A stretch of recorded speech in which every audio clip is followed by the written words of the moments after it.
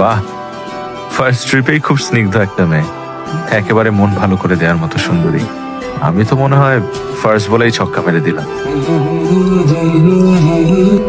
আপনি? জি। মনে হচ্ছে মেয়েটার মধ্যে কিন্তু আছে। সুন্দরী মেয়েদের মধ্যে কিন্তু থাকা ভালো লক্ষণ, কারণ আমার প্রিয় লেখক হুমায়ুন আহমেদ বলেছেন সুন্দরী মেয়েরা বোকা হয়। এক্সকিউজ মি, কিছু মনে করবেন না। উবারে আজকে আমার ফার্স্ট ট্রিপ, আর আপনি আমার প্রথম যাত্রী। যদি উইশ করে একটা কমেন্ট লিখতেন। উইশ? জি, আমার মা বলছে। একটা সেলফি। ধন্যবাদ।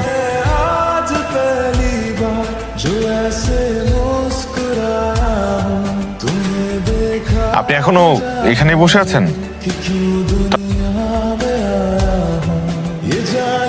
যার আসার কথা ছিল সে আসেনি, ফাঁকি দিয়েছে, এমনকি ফোনও ধরছে না। রাত হয়েছে, আপনি বাড়ি ফেরত যান। বাসায় চিঠি লিখে পালিয়েছি। সিনেমার নায়িকাদের মতো বাসায় চিঠি লিখে পালিয়েছেন? না, আমি একটু মজা করেই কথা বলি। আমার একটা হেল্প করতে পারবেন? আপনি যদি আমার একটা থাকার ব্যবস্থা করেন। আমার একটু জরুরি কাজ আছে, আমার একটু যেতে হবে। সরি। কত বছরের সম্পর্ক? 2 বছরের। আমাদের সরাসরি কখনো দেখা হয়নি। হুমায়ুন আহমেদ হয়তো এই কারণেই বলেছিলেন যে সুন্দরী মেয়েরা বোকা হয়। এই শহরে আপনার কোনো আত্মীয় স্বজন আছে? কিন্তু সেখানে যাওয়া যাবে না। আপনাদের এখানে রুম খালি হবে?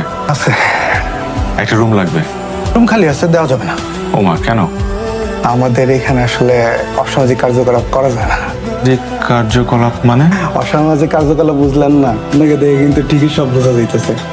কি গার্লফ্রেন্ড নাকি ভাড়া আনছেন? কি আশ্চর্য! ফাইজলামি শুরু করছেন নাকি?